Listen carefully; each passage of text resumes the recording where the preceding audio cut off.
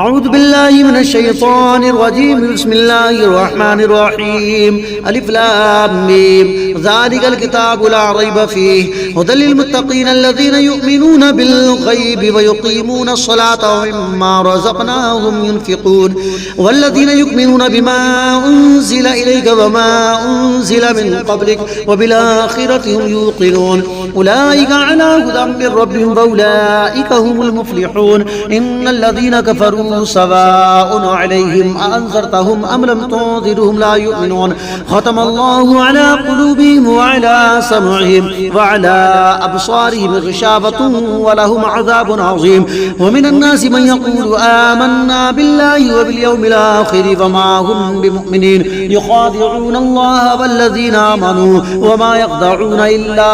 أنفسهم وما يشعرون في قلوبهم مرض فزادهم الله مرضا ولهم عذاب أليم بما كانوا يكذبون وإذا قيل لهم لا تفسدوا في الأرض قالوا إنما نحن مصلحون ألا إنهم هم المفسدون ولكن لا يشعرون وإذا قيل لهم آمنوا كما آمن الناس قالوا أنؤمن كما آمن السفهاء ألا إنهم هم السفهاء ولكن لا يعلمون وإذا لقوا الذين آمنوا قالوا آمنا وإذا خلوا إلى شياطينهم قالوا إنا معكم إنما نحن مستهزئون الله يستهزئ بهم ويمدهم في طغيانهم يعمهون أولئك الذين اشتروا الضلالة بالهدى فما ربحت تجارتهم وما كانوا مهتدين مثلهم كمثل الذي استوقد نارا فلما أضاءت ما حوله ذهب الله بنورهم وتركهم في ظلمات لا يبصرون صم بكم عمي فهم لا يرجعون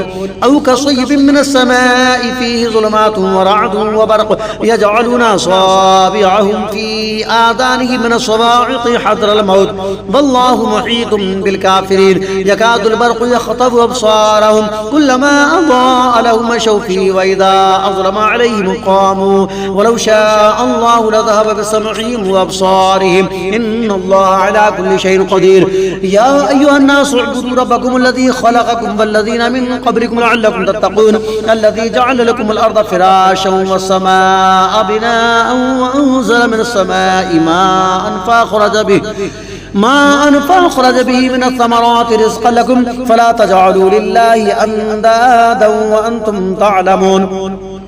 وإن كنتم في ريب مما نزلنا على عبدنا فأتوا بسورة من مثله وادعوا شهداءكم من دون الله إن كنتم صادقين فإن لم تفعلوا ولن تفعلوا فاتقوا النار التي وقودها الناس والحجارة أعدت للكافرين وبشر الذين آمنوا وعملوا الصالحات أن لهم جنات تجري من تحتها الأنهار كلما رزقوا منها من ثمرة رزقا قالوا هذا الذي رزقنا من قبل وأتوا به متشابها ولهم فيها أزواج مطهرة وهم فيها خالدون إن الله لا يستحيي أن يضرب مثلا ما بعوضة فما فوقها فأما الذين آمنوا فيعلمون أنه الحق من ربهم وأما الذين كفروا فيقولون ماذا أراد الله بهذا مثلا يضل به كثيرا ويهدي به كثيرا وما يضل به إلا الفاسقين الذين ينقضون عهد الله من بعد ميثاقه ويقطعون ما أمر الله به أن يوصل ويفسدون في الأرض أولئك هم الخاسرون كيف تكفرون بالله وكنتم أمواتا فأحياكم ثم يميتكم ثم يحييكم ثم إليه ترجعون هو الذي خلق لكم ما في الأرض جميعا ثم استوى إلى السماء فسواهن 7 سماوات وهو بكل شيء عليم وإذ قال ربك للملائكة إني جاعل في الأرض خليفة قالوا أتجعل فيها من يفسد فيها ويسفك الدماء ونحن نسبح بحمدك ونقدس لك قال إني أعلم ما لا تعلمون وعلم آدم الأسماء كلها ثم عرضهم على الملائكة فقال أنبئوني بأسماء هؤلاء إن كنتم صادقين قالوا سبحانك لا علم لنا إلا ما علمتنا إنك أنت العليم الحكيم قال يا آدم أنبئهم بأسمائهم فلما أنبأهم بأسمائهم قال ألم أقل لكم إني أعلم غيب السماوات والأرض وأعلم ما تبدون وما كنتم تكتمون وإذ قلنا للملائكة اسجدوا لآدم فسجدوا إلا إبليس أبى واستكبر وكان من الكافرين وقلنا يا آدم اسكن أنت وزوجك الجنة وكلا منها رغدا حيث شئتما ولا تقربا هذه الشجرة فتكونا من الظالمين فأزلهما الشيطان عنها فأخرجهما مما كانا فيه وقلنا اهبطوا بعضكم لبعض عضو ولكم في الأرض مستقر ومتاع إلى حين فتلقى آدم من ربه كلمات فتاب عليه إنه هو التواب الرحيم قلنا اهبطوا منها جميعا فإما يأتينكم مني هدى فمن تبع هداي فلا خوف عليهم ولا هم يحزنون والذين كفروا وكذبوا بآياتنا أولئك أصحاب النار هم فيها خالدون يا بني إسرائيل اذكروا نعمتي التي أنعمت عليكم وأوفوا بعهدي أوفي بعهدكم وإياي فارهبون وآمنوا بما أنزلت مصدقا لما معكم ولا تكونوا أول كافر به ولا تشتروا بآياتي ثمنا قليلا وإياي فاتقون ولا تلبسوا الحق بالباطل وتكتموا الحق وأنتم تعلمون وأقيموا الصلاة وآتوا الزكاة واركعوا مع الراكعين وتأمرون الناس بالبر وتنسون أنفسكم وأنتم تتلون الكتاب أفلا تعقلون فاستعينوا بالصبر والصلاة وإنها لكبيرة إلا على الخاشعين الذين يظنون أنهم ملاقو ربهم وأنهم إليه راجعون يا بني إسرائيل اذكروا نعمتي التي أنعمت عليكم وأني فضلتكم على العالمين واتقوا يوما لا تجزي نفس عن نفس شيئا ولا يقبل منها شفاعة ولا يؤخذ منها عدل ولا هم ينصرون وإذ نجيناكم من آل فرعون يسومونكم سوء العذاب يذبحون أبناءكم ويستحيون نساءكم وفي ذلكم بلاء من ربكم عظيم وإذ فرقنا بكم البحر فأنجيناكم وأغرقنا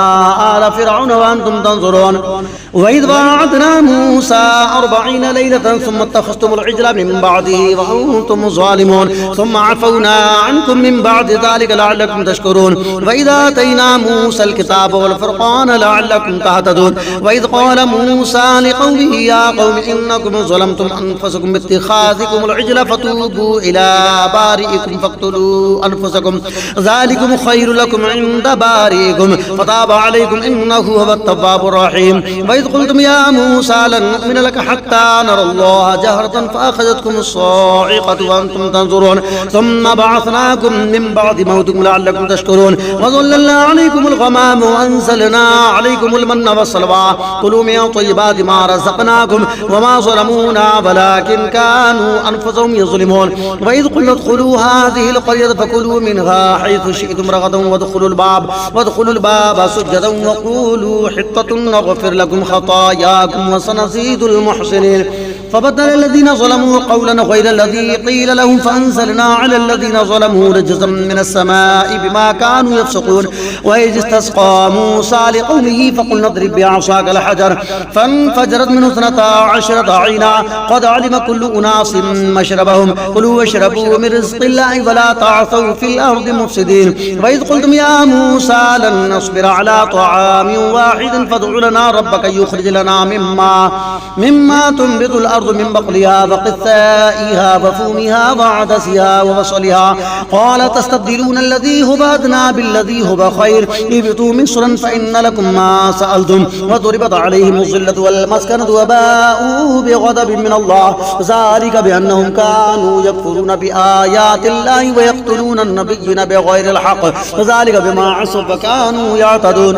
إن الذين آمنوا والذين هادوا والنصارى والصابئين من آمن بالله واليوم الآخر وعمل صالحا فلهم أجرهم عند ربهم ولا خوف عليهم ولا هم يحزنون وإذا أخذنا ميثاقكم ورفعنا فوقكم الطور خذوا ما آتيناكم بقوة واذكروا ما فيه لعلكم تتقون ثم توليتم من بعد ذلك فلولا فضل الله عليكم ورحمته لكنتم من الخاسرين ولقد علمتم الذين اعتدوا منكم في السبت فقلنا لهم كونوا قردة خاسئين فجعلناها نكالا لما بين يديها وما خلفها وموعظة للمتقين وإذ قال موسى لقومه إن الله يأمركم أن تذبحوا بقرة قالوا أتتخذونه هزوا قال أعوذ بالله أن أكون من الجاهلين قالوا ادع لنا ربك يبين لنا ما هي قال إنه يقول إنها بقرة لا فارض ولا بكر عوان بين ذلك فافعلوا ما تؤمرون قالوا ادع لنا ربك يبين لنا ما لونها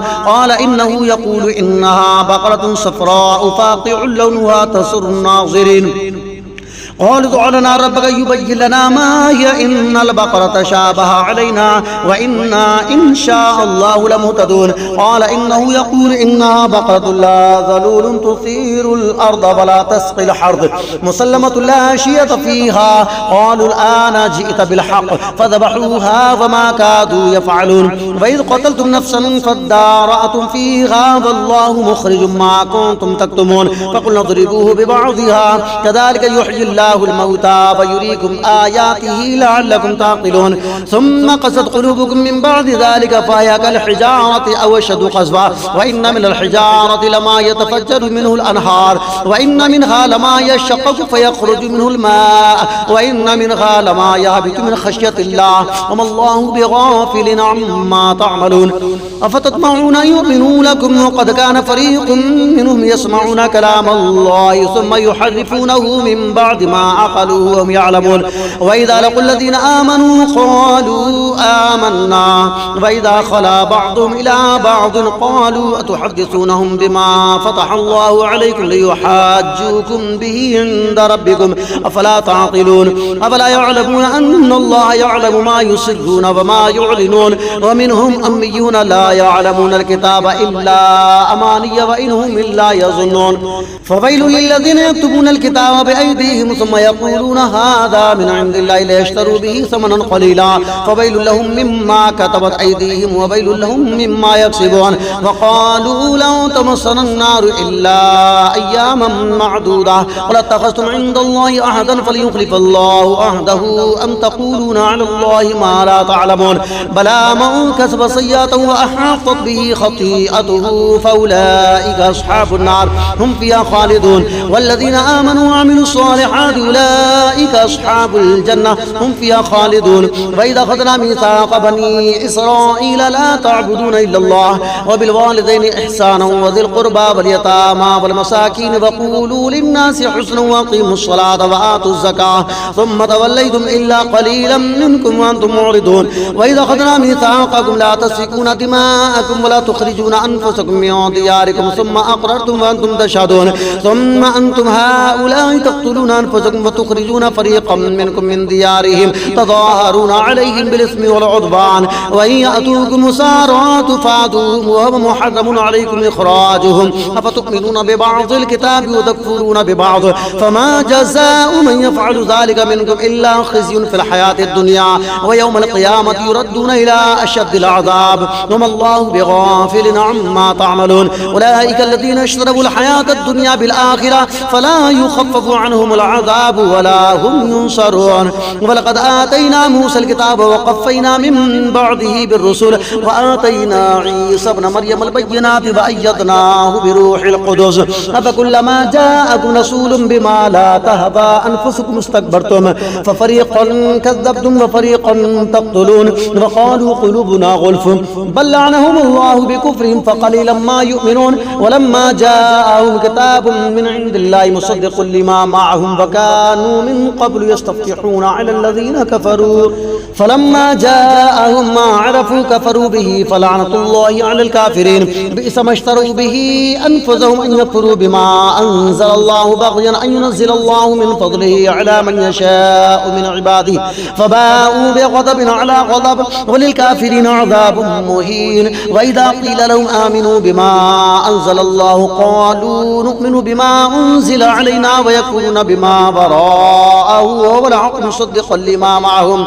قل فلم تقتلون أنبياء الله من قبل إن كنتم مؤمنين ولقد جاءكم موسى بالبينات ثم اتخذتم العجل من بعده وأنتم ظالمون وإذا أخذنا ميثاقكم ورفعنا فوقكم الطور خذوا ما آتيناكم بقوة واسمعوا قالوا سمعنا وعصينا وأشربوا في قلوبهم العجل بكفرهم قل بئس ما يأمركم به إيمانكم إن كنتم مؤمنين قل إن كانت لكم الدار الآخرة عند الله خالصة من دون الناس فتمنوا الموت إن كنتم صادقين ولن يتمنوه أبدا بما قدمت أيديهم والله عليم بالظالمين ولتجدنهم أحرص الناس على حياة ومن الذين أشركوا يود أحدهم لو يعمر ألف سنة وما هو بمزحزحه من العذاب أن يعمر والله بصير بما يعملون قل من كان عدوا لجبريل جبريل فإنه نزله على قلبك بإذن الله مصدقا لما بين يديه وهدى وبشرى للمؤمنين من كان عدوا لله وملائكته ورسله وجبريل وميكال فإن الله عدو للكافرين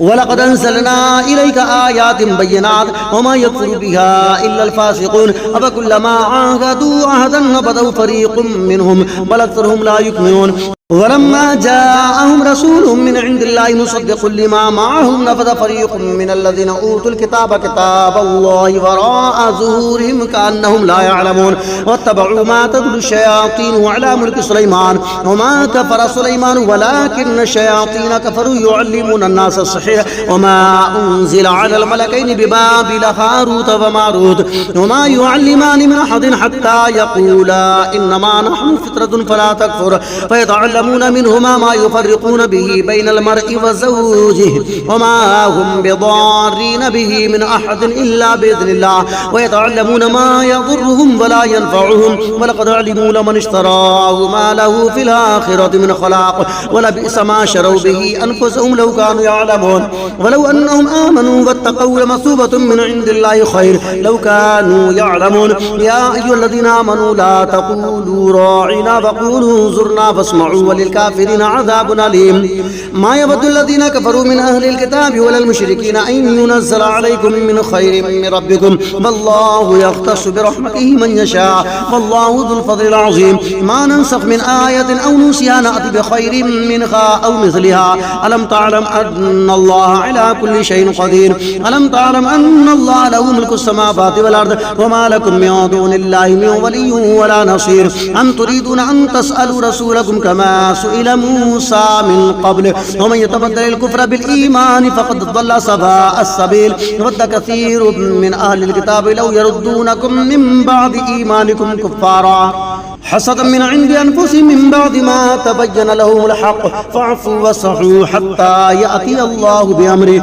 إن الله على كل شيء قدير وأقيموا الصلاة وآتوا الزكاة وما تقدموا لأنفسكم من خير تجدوه عند الله إن الله بما تعملون بصير وقالوا لن يدخل الجنة إلا من كان هودا أو نصارى تلك أمانيهم قل هاتوا برهانكم إن كنتم صادقين بلى من أسلم وجهه لله وهو محسن فله أجره عند ربه ولا خوف عليهم ولا هم يحزنون وقالت اليهود ليست النصارى على شيء وقالت النصارى ليست اليهود على شيء وهم يتلون الكتاب كذلك قال الذين لا يعلمون مثل قولهم فالله يحكم بينهم يوم القيامة فيما كانوا فيه يختلفون ومن أظلم ممن منع مساجد الله أن يذكر فيها اسمه وسعى في خرابها أولئك ما كان لهم أن يدخلوها إلا خائفين لهم في الدنيا خزي ولهم في الآخرة عذاب عظيم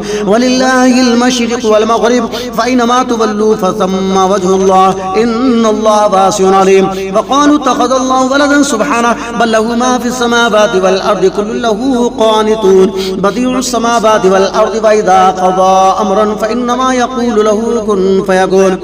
وقال الذين لا يعلمون لولا يكلمون الله أو تأتينا آية كذلك قال الذين من قبلهم مثل قولهم تشابهت قلوبهم قد بينا الآيات لقوم يوقنون إنا أرسلناك بالحق بشيرا ونذيرا ولا تسأل عن أصحاب الجحيم ولن ترضى عنك اليهود ولا النصارى حتى تتبع ملتهم قل إن هدى الله هو الهدى ولن اتبعت آباءهم بعد الذي جاءك من العلم ما لك من الله من ولي ولا نصير الذين آتيناهم الكتاب يتلونه حق تلاوته أولئك يؤمنون به ومن يكفر به فأولئك هم الخاسرون يا بني إسرائيل اذكروا نعمتي التي أنعمت عليكم وأني فضلتكم على العالمين واتقوا يوما لا تجزي نفس عن نفس شيئا ولا يقبل منها عدل ولا تنفعها شفاعة ولا هم ينصرون وإذ ابتلى إبراهيم ربه بكلمات فأتمهن قال إني جاعلك للناس إماما قال فمن ذريتي قال لا ينال أحد الظالمين وإذ جعلنا البيت مثابة للناس وأمنا واتخذوا من مقام إبراهيم مصلى وعهدنا إلى إبراهيم وإسماعيل أن طهرا بيتي للطائفين والعاكفين والركع السجود وإذ قال إبراهيم رب اجعل هذا بلدا آمنا وارزق أهله من الثمرات من آمن منهم بالله واليوم الآخر قال فمن كفر فأمتعه قليلا ثم أضطره إلى عذاب النار وبئس المصير وإذ يرفع إبراهيم القواعد من البيت وإسماعيل ربنا تقبل منا إنك أنت السميع العليم ربنا واجعلنا مسلمين لك ومن ذريتنا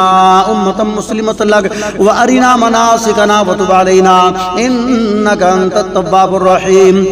ربنا وابعث فيهم رسولا منهم يتلو عليهم آياتك ويعلمهم الكتاب والحكمة ويزكيهم إنك أنت العزيز الحكيم ومن يرغب عن ملة إبراهيم إلا من صفي نفسه ولقد اصطفيناه في الدنيا وإنه في الآخرة لمن الصالحين إذ قال له ربه أسلم قال أسلمت لرب العالمين ووصى بها إبراهيم بني ويعقوب يا بني إن الله اصطفى لكم الدين فلا تموتن إلا وأنتم مسلمون أم كنتم شهداء إذ حضر يعقوب الموت إذ قال لبنيه ما تعبدون من بعدي قالوا نعبد إلهك وإله آبائك إبراهيم وإسماعيل وإسحاق إله واحدا ونحن له مسلمون تلك أمة قد خلت لها ما كسبت ولكم ما كسبتم ولا تسألون عما كانوا يعملون وقالوا كونوا هودا أو نصارى تهتدوا قل بل ملة إبراهيم حنيفا وما كان من المشركين قولوا آمنا بالله وما أنزل إلينا وما أنزل إلى إبراهيم وإسماعيل وإسحاق ويعقوب والأسباط وما أوتي موسى وعيسى وما أوتي النبيون من ربهم لا نفرق بين أحد منهم ونحن له مسلمون فإن آمنوا بمثل ما آمنتم به فقد اهتدوا وإن تولوا فإنما هم في شقاق فسيكفيكهم الله وهو السميع العليم صبغة الله ومن أحسن من الله صبغة ونحن له عابدون قل تحاجوننا في الله وهو ربنا وربكم ولنا أعمالنا ولكم أعمالكم ونحن له مخلصون أم تقولون إن إبراهيم وإسماعيل وإسحاق ويعقوب والأسباط كانوا هودا أو نصارى قل أأنتم أعلم أم الله ومن أظلم ممن كتم شهادة عنده من الله وما الله بغافل عما تعملون تلك أمة قد خلت لها ما كسبت ولكم ما كسبتم ولا تسألون عما كانوا يعملون سيقول السفهاء من الناس ما بلاهم عن قبلتهم التي كانوا عليها قل لله المشرق والمغرب يهدي من يشاء إلى صراط مستقيم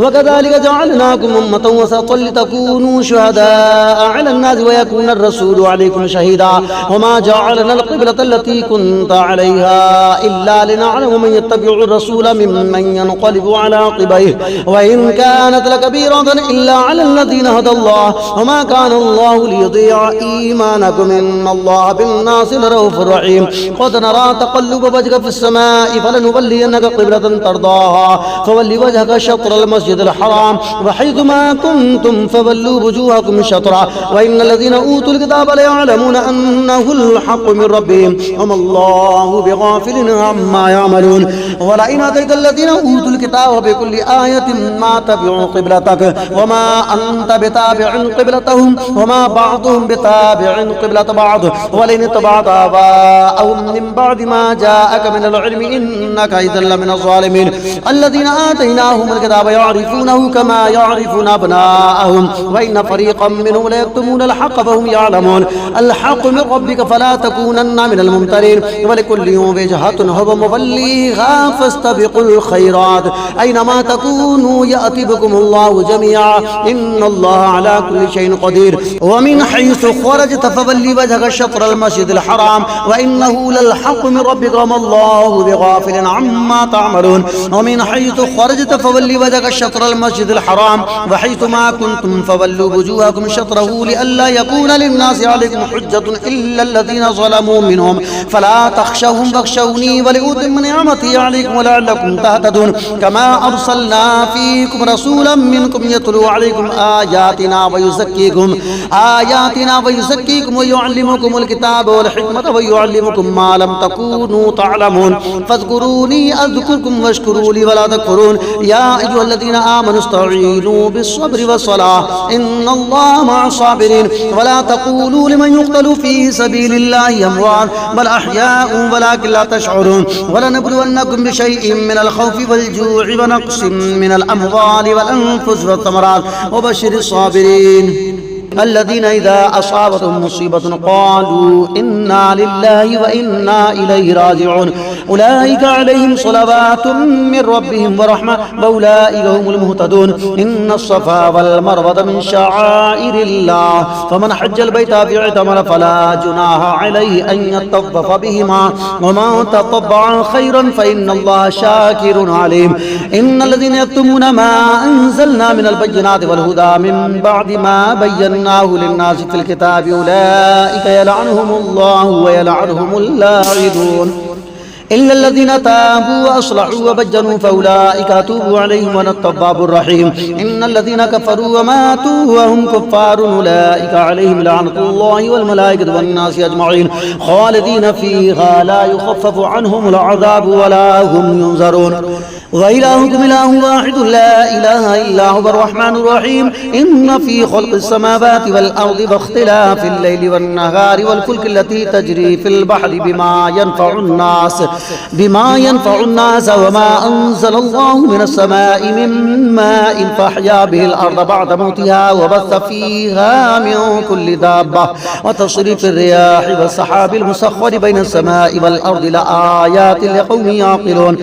ومن الناس من يتخذ من دون الله أندادا يحبونهم كحب الله والذين آمنوا أشد حبا لله ولو يرى الذين ظلموا إذ يرون العذاب أن القوة لله جميعا وأن الله شديد العذاب إذ تبرأ الذين اتبعوا من الذين اتبعوا ورأوا العذاب تقطعت بهم الأسباب وقال الذين اتبعوا لو أن لنا كرة فنتبرأ منهم كما تبرأوا منا كذلك يريهم الله أعمالهم حسرات عليهم وما هم بخارجين من النار يا أيها الناس كلوا مما في الأرض حلالا طيبا ولا تتبعوا خطوات الشيطان إنه لكم عدو مبين إنما يأمركم بالسوء والفحشاء وأن تقولوا على الله ما لا تعلمون وإذا قيل لهم اتبعوا ما أنزل الله قالوا بل نتبع ما ألفينا عليه آباءنا أولو كان آباؤهم لا يعقلون شيئا ولا يهتدون ومثل الذين كفروا كمثل الذي ينعق بما لا يسمع إلا دعاء ونداء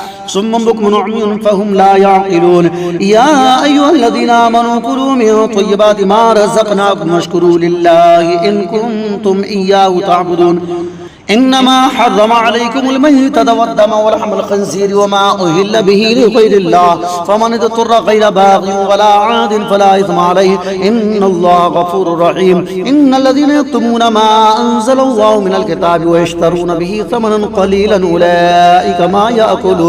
أولئك ما يأكلون في بطونهم إلا النار ولا يكلمهم الله يوم القيامة ولا يزكيهم ولهم عذاب أليم أولئك الذين اشتروا الضلالة بالهدى والعذاب بالمغفرة فما أصبرهم على النار ذلك بأن الله نزل الكتاب بالحق وإن الذين اختلفوا في الكتاب لفي شقاق بعيد ليس البر أن تولوا وجوهكم قبل المشرق والمغرب ولكن البر من آمن بالله واليوم الآخر والملائكة والكتاب والنبيين وآتى المال على حبه ذوي القربى واليتامى والمساكين وابن السبيل والسائلين وفي الرقاب وأقام الصلاة وآتى الزكاة والموفون بعهدهم إذا عاهدوا والصابرين في البأساء والضراء وحين البأس أولئك الذين صدقوا وأولئك هم المتقون يا أيها الذين آمنوا كتب عليكم القصاص في القتلى الحر بالحر والعبد بالعبد والأنثى بالأنثى فمن عفي له من أخيه شيء فاتباع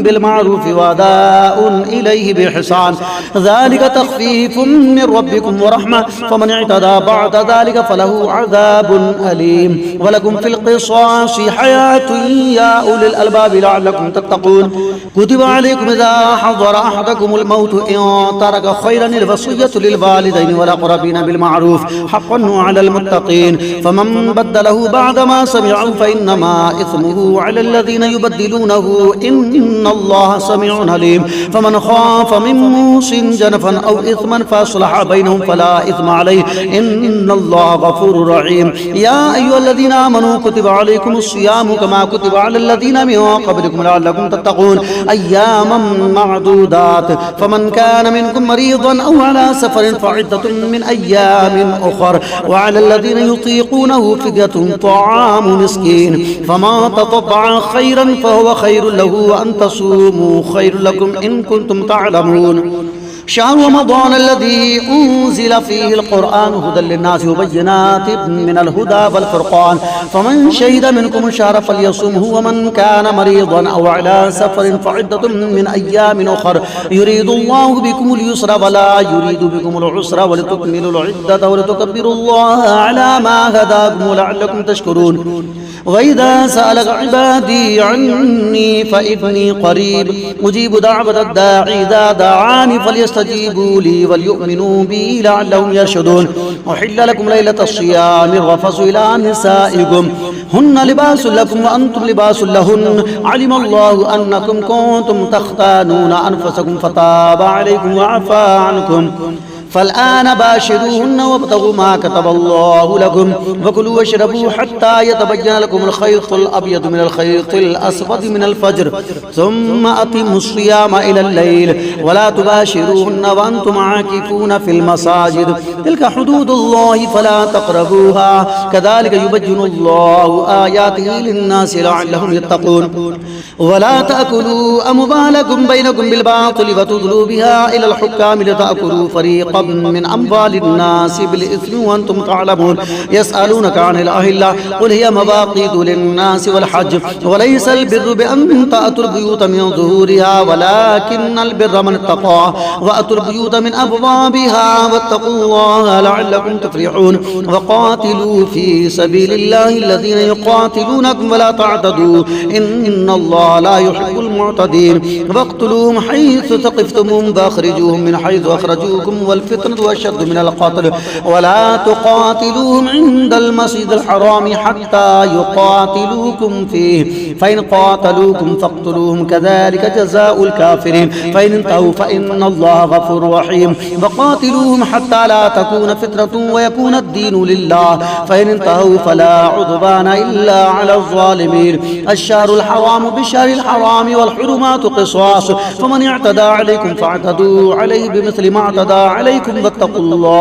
واتقوا الله واعلموا أن الله مع المتقين وأنفقوا في سبيل الله ولا تلقوا بأيديكم إلى التهلكة وأحسنوا إن الله يحب المحسنين وأتموا الحج والعمرة لله فإن أحصرتم فما استيسر من الهدي ولا تحلقوا رؤوسكم حتى يبلغ الهدي محله فمن كان منكم مريضا أو به أذى من رأسه ففدية من صيام أو صدقة أو نسك فإذا أمنتم فما تمتع بالعمرة إلى الحج فما استيسر من الهدي فمن لم يجد فصيام 3 أيام في الحج و7 إذا رجعتم تلك 10 كاملة ذلك لمن لم يكن أهله حاضر المسجد الحرام واتقوا الله واعلموا أن الله شديد العقاب الحج أشهر معلومات فمن فرض فيهن الحج فلا رفث ولا فسوق ولا جدال في الحج وما تفعلوا من خير يعلمه الله وتزبدوا فإن خير الزاد التقوى واتقون يا أولي الألباب ليس عليكم جناح أن تبتغوا فضلا من ربكم فإذا أفضت من عرفات فاذكروا الله فاذكروا الله عند المشعر الحرام واذكروه كما هداكم وإن كنتم من قبله لمن الضالين ثم أفيضوا من حيث أفاض الناس واستغفروا الله إن الله غفور رحيم فإذا قضيتم مناسككم فاذكروا الله كذكركم آباءكم أو أشد ذكرا فمن الناس من يقول ربنا آتنا في الدنيا وما له في الآخرة من خلاق ومنهم من يقول ربنا آتنا في الدنيا حسنة وفي الآخرة حسنة وقنا عذاب النار أولئك لهم نصيب مما كسبوا والله سريع الحساب واذكروا الله في أيام معدودات فما تعجل في يومين فلا إثم عليه وما تأخر فلا إثم عليه لمن اتقى واتقوا الله واعلموا أنكم إليه تحشرون ومن الناس من يعجبك قوله في الحياة الدنيا ويشهد الله على ما في قلبه وهو لد الخصام وإذا تولى سعى في الأرض ليفسد فيها ويهلك الحرث والنسل والله لا يحب الفساد وإذا قيل له اتق الله أخذته العزة بالإثم فحسبه جهنم ولبئس المهاد ومن الناس من يشري نفسه ابتغاء مرضات الله والله رؤوف بالعباد يا أيها الذين آمنوا ادخلوا في السلم كافة ولا تتبعوا خطوات الشيطان إنه لكم عدو مبين فإن زللتم من بعد ما جاءتكم البينات فاعلموا أن الله عزيز حكيم هل ينظرون إلا أن يأتيهم الله في ظلل من الغمام والملائكة وقضي الأمر وإلى الله ترجع الأمور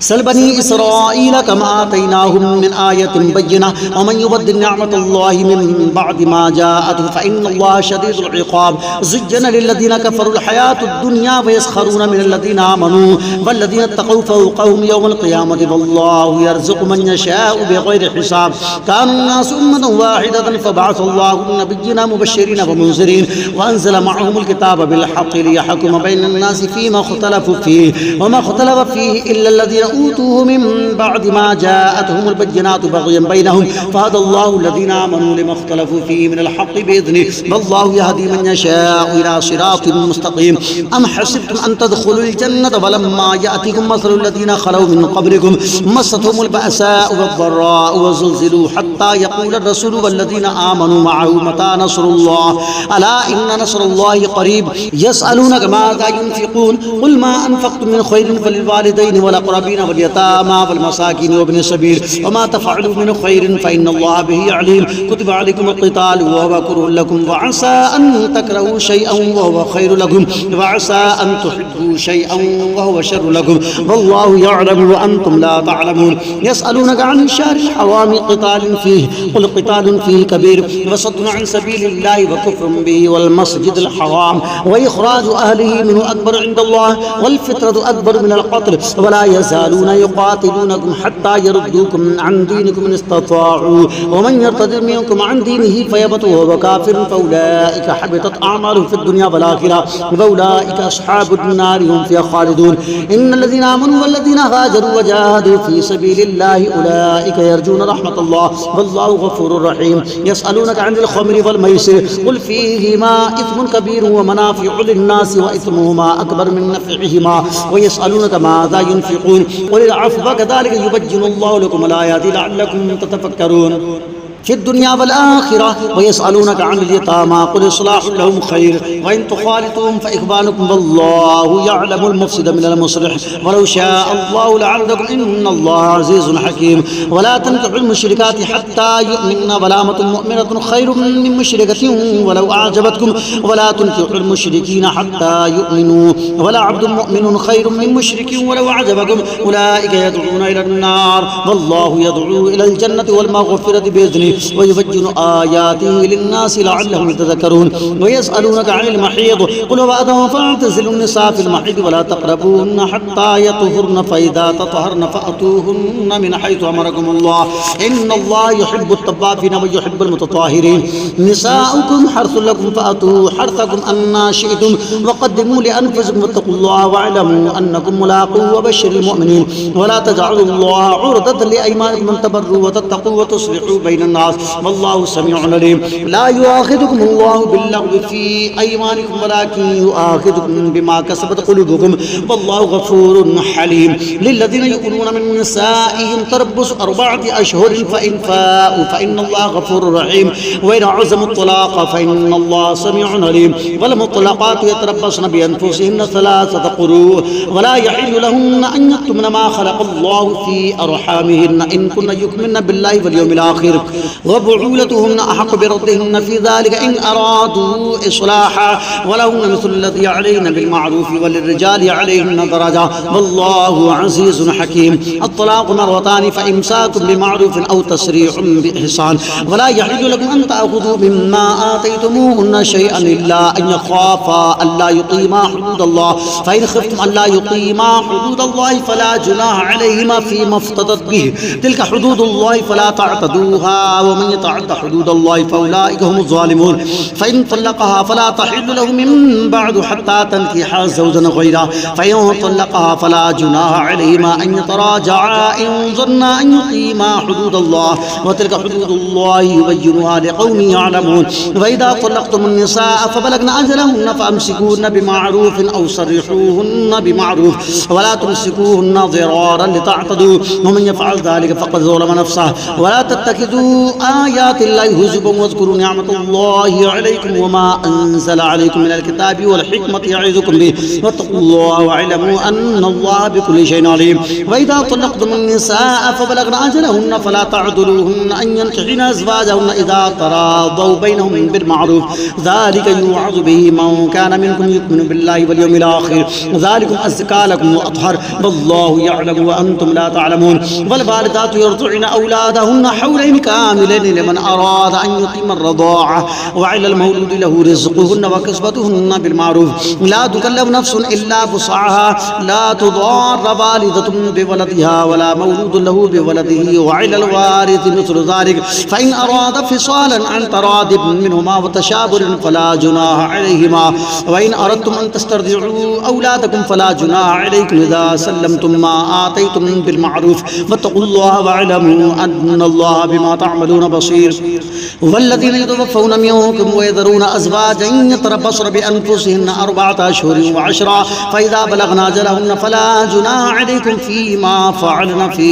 أنفسهن بالمعروف والله بما تعملون خبير ولا جناح عليكم فيما عرضتم به من خطبة النساء أو أكننتم في أنفسكم علم الله أنكم ستذكرونهن ولكن لا تواعدوهن سرا إلا أن تقولوا قولا معروفا ولا تعزموا عقدة النكاح حتى يبلغ الكتاب أجله واعلموا أن الله يعلم ما في أنفسكم فاحذروه واعلموا أن الله غفور حليم لا جناح عليكم إن طلقتم النساء ما لم تمسوهن أو تفرضوا لهن فريضة ومتعوهن على الموسع قدره وعلى المقتر قدره متاعا بالمعروف حقا على المحسنين وإن طلقتموهن من قبل أن تمسوهن وقد فرضتم لهن فريضة فنصف ما فرضتم إلا أن يعفون أو يعفو الذي بيده عقدة النكاح وأن تعفوا أقرب للتقوى ولا تنسبوا الفضل بينكم إن الله بما تعملون بصير حافظوا على الصلوات والصلاة الوسطى وقوموا لله قانتين فإن خفتم فرجالا أو ركبانا فإذا أمنتم فاذكروا الله كما علمكم ما لم تكونوا تعلمون والذين يتوفون منكم ويذرون أزواجا وصية لأزواجهم متاعا إلى الحول غير إخراج فإن خرجنا فلا جناح عليكم فيما فعلنا في أنفسهن من معروف والله عزيز حكيم وللمطلقات متاع بالمعروف حقا على المتقين كذلك يبين الله لكم آياته لعلكم تعقلون ألم تر إلى الذين خرجوا من ديارهم وهم ألوف حذر الموت فقال لهم الله موتوا ثم أحياهم إن الله لذو فضل على الناس ولكن أكثر الناس لا يشكرون وقاتلوا في سبيل الله واعلموا أن الله سميع عليم من ذا الذي يقرض الله قرضا حسنا فيضاعفه له أضعافا كثيرة والله يقبض ويبسط وإليه ترجعون ألم تر إلى الملأ من بني إسرائيل من بعد موسى إذ قالوا لنبي له مبعث لنا ملكا نقاتل في سبيل الله قال هل عسيتم إن كتب عليكم القتال ألا تقاتلوا قالوا فما لنا ألا نقاتل في سبيل الله وقد أخرجنا من ديارنا وأبنائنا فلما كتب عليهم القتال تولوا إلا قليلا منهم والله عليم بالظالمين وقال لهم نبيهم إن الله قد بعث لكم طالوت ملكا قالوا أنى يكون له الملك علينا ونحن أحق بالملك منه ولم يؤت سعة من المال قال إن الله اصطفاه عليكم وزاده بسطة في العلم والجسم والله يؤتي ملكه من يشاء والله واسع عليم وقال لهم نبيهم إن آية ملكه أن يأتيكم التابوت فيه سكينة من ربكم وبقية مما ترك آل موسى وآل هارون تحمله الملائكة إن في ذلك لآية لكم إن كنتم مؤمنين فلما فصل طالوت بالجنود قال إن الله مبتليكم بنهر فمن شرب منه فليس مني ومن لم يطعمه فإنه مني إلا من اغترف غرفة بيده فشربوا منه إلا قليلا منهم فلما جاوزه هو والذين آمنوا معه قالوا لا طاقة لنا اليوم بجالوت وجنوده قال الذين يظنون أنهم ملاقوا الله كم من فئة قليلة غلبت فئة كثيرة بإذن الله والله مع الصابرين ولما برزوا لجالوت وجنوده قالوا ربنا أفرغ علينا صبرا وثبت أقدامنا وانصرنا على القوم الكافرين فهزموهم بإذن الله وقتل داود جالوت وآتاه الله الملك والحكمة وعلمه مما يشاء ولولا دفع الله الناس بعضهم ببعض لفسدت الأرض ولكن الله ذو فضل على العالمين تلك آيات الله نتلوها عليك بالحق فإنك لمن المرسلين تلك الرسل فضلنا بعضهم على بعض منهم من كلم الله ورفع بعضهم درجات وآتينا عيسى ابن مريم البينات وأيدناه بروح القدس ولو شاء الله ما اقتتل الذين من بعدهم من بعد ما جاءتهم البينات ولكن اختلفوا فمنهم من آمن ومنهم من كفر ولو شاء الله ما اقتتلوا ولكن الله يفعل ما يريد يا أيها الذين آمنوا أنفقوا مما رزقناكم من قبل أن يأتي يوم لا بيع فيه ولا خلة ولا شفاعة والكافرون هم الظالمون الله لا إله إلا هو الحي القيوم لا تأخذه سنة ولا نوم له ما في السماوات وما في الأرض من ذا الذي يشفع عنده إلا بإذنه يعلم ما بين أيديهم وما خلفهم ولا يحيطون بشيء من علمه إلا بما شاء وسع كرسيه السماوات والأرض ولا يؤوده حفظهما وهو العلي العظيم لا إكراه في الدين قد تبين الرشد من الغي فمن يكفر بالطاغوت ويؤمن بالله فقد استمسك بالعروة الوثقى لا انفصام لها والله سميع عليم الله ولي الذين آمنوا يخرجهم من الظلمات إلى النور والذين كفروا أولياءهم الطاغوت يخرجونهم من النور إلى الظلمات أولئك أصحاب النار هم فيها خالدون ألم تر إلى الذي حاج إبراهيم في ربه أن آتاه الله الملك إذ قال إبراهيم ربي الذي يحيي ويميت قال أنا أحيي وأميت قال إبراهيم فإن الله يأتي بالشمس من المشرق فأتي بها من المغرب فبهت الذي كفر والله لا يهدي القوم الظالمين أو كالذي مر على قرية وهي خافية على عروشها قال أنى يحيي هذه الله بعد موتها فأماته الله 100 عام ثم بعثه قال كم لبثت قال لبثت يوما أو بعض يوم قال بل لبثت 100 عام فانظر إلى طعامك وشرابك لم يتصنع وانظر إلى حمارك ولنجعلك آية للناس وانظر إلى العظام كيف ننشزها ثم نكسوها لحما فلما تبين له قال أعلم أن الله على كل شيء قدير وإذ قال إبراهيم ربي أرني كيف تحيي الموتى قال أولم تؤمن قال بلى ولكن ليطمئن قلبي قال فخذ 4 من الطير فصرهن إليك ثم اجعل على كل جبل منهن جزءا ثم ادعهن يأتينك سعيا واعلم أن الله عزيز حكيم مثل الذين ينفقون أموالهم في سبيل الله كمثل حبة أنبتت 7 سنابل في كل سنبلة 100 حبة والله يضاعف لمن يشاء والله واسع عليم الذين ينفقون أموالهم في سبيل الله ثم لا يتبعون ما أنفقوا منا ولا أذى لهم أجرهم عند ربهم ولا خوف عليهم ولا هم يحزنون قول معروف ومغفرة خير من صدقة يتبعها أذى والله غني حليم يا أيها الذين آمنوا لا تبطلوا صدقاتكم بالمن والأذى كالذي ينفق ماله رئاء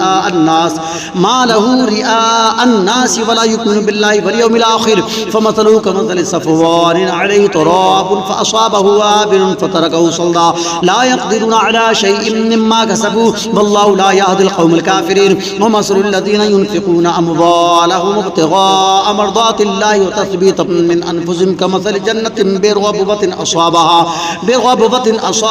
وابل فآتت أكلها ضعفين فإن لم يصبها وابل فطل والله بما تعملون بصير أيود أحدكم أن تكون له جنة من نخيل وأعناب تجري من تحتها الأنهار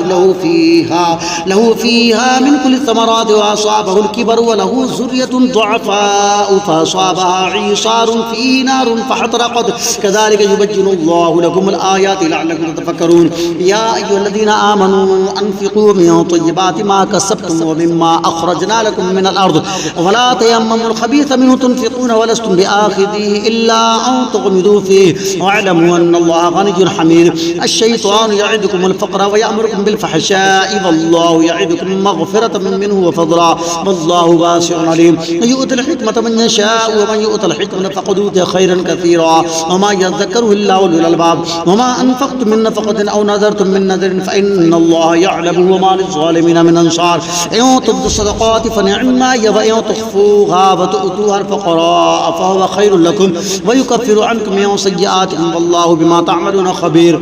ليس عليك هداهم ولكن الله يهدي من يشاء وما تنفقوا من خير فلأنفسكم وما تنفقون إلا ابتغاء وجه الله وما تنفقوا من خير يوفى إليكم وأنتم لا تظلمون للفقراء الذين أحصروا في سبيل الله لا يستطيعون ضربا في الأرض يحسبهم الجاهل أغنياء من التعفف تعرفهم بسيماهم لا يسألون الناس إلحافا وما تنفقوا من خير فإن الله به عليم الذين ينفقون أموالهم بالليل والنهار سرا وعلانية فلهم أجرهم عند ربهم ولا خوف عليهم ولا هم يحزنون الذين يأكلون الربا لا يقومون إلا كما يقوم الذي يتخبطه الشيطان من المس ذلك بأنهم قالوا إنما البيع مثل الربا وأحل الله البيع وحرم الربا فمن جاءه موعظة من ربه فانتهى فله ما سلف وأمره إلى الله ومن عاد فأولئك أصحاب النار هم فيها خالدون يمحق الله الربا ويربي الصدقات والله لا يحب كل كفار أثيم إن الذين آمنوا وعملوا الصالحات وأقاموا الصلاة وآتوا الزكاة لهم أجرهم عند ربهم ولا خوف عليهم ولا هم يحزنون يا أيها الذين آمنوا اتقوا الله وذروا ما بقي من الربا إن كنتم مؤمنين فإن لم تفعلوا فأذنوا بحرب من الله ورسوله وإن تبتم فلكم رؤوس أموالكم لا تظلمون ولا تظلمون وإن كان ذو عسرة فنظرة إلى ميسرة وأن تصدقوا خير لكم إن كنتم تعلمون واتقوا يوما ترجعون فيه إلى الله ثم توفى كل نفس ما كسبت وهم لا يظلمون يا أيها الذين آمنوا إذا تداينتم بدين إلى أجل مسمى فاكتبوه وليكتب بينكم كاتب بالعدل ولا يأب كاتب أن يكتب كما علمه الله فليكتب وليملل الذي عليه الحق وليتق الله ربه ولا يبخس منه شيئا فإن كان الذي عليه الحق سفيها أو ضعيفا أو لا يستطيع أن يمل هو فليملل وليه بالعدل واستشهدوا شهيدين من رجالكم فإن لم يكونا رجلين فرجل وامرأتان ممن ترضون من الشهداء أن تضل إحداهما فتذكر إحداهما الأخرى ولا يأبى الشهداء إذا ما دعوا ولا تسأموا أن تكتبوه صغيرا أو كبيرا إلى أجله ذلكم أقسط عند الله وأقرب للشهادة وأدنى ألا ترتابوا إلا أن تكون تجارة حاضرة تديرونها بينكم فليس عليكم جناح ألا تكتبوها وأشهدوا إذا تبايعتم ولا يضار كاتب ولا شهيد وإن تفعلوا فإنه فسوق بكم واتقوا الله ويعلمكم الله والله بكل شيء عليم وإن كنتم على سفر ولم تجدوا كاتبا فرهان مقبوضة فإن أمن بعضكم بعضا فليؤدي الذي اؤتمن أمانته وليتق الله ربه ولا تكتموا الشهادة ومن يكتمها فإنه آثم قلبه فاتقوه والله بما تعملون عليم لله ما في السماوات وما في الأرض وإن تبدوا ما في أنفسكم أو تخفوه يحاسبكم به الله فيغفر لمن يشاء ويعذب من يشاء والله على كل شيء قدير آمن الرسول بما أنزل إليه من ربه والمؤمنون كل آمن بالله وملائكته وكتبه ورسله لا نفرق بين أحد من رسله وقالوا سمعنا وطعنا غفرانك ربنا وإليك المصير لا يكلف الله نفسا إلا وسعها لها ما كسبت وعليها ما اكتسبت ربنا لا تؤاخذنا إن نسينا أو أخطأنا ربنا ولا تحمل علينا إصرا كما حملته على الذين من قبلنا ربنا ولا تحملنا ما لا طاقة لنا به واعف عنا واغفر لنا وارحمنا أنت مولانا فانصرنا على القوم الكافرين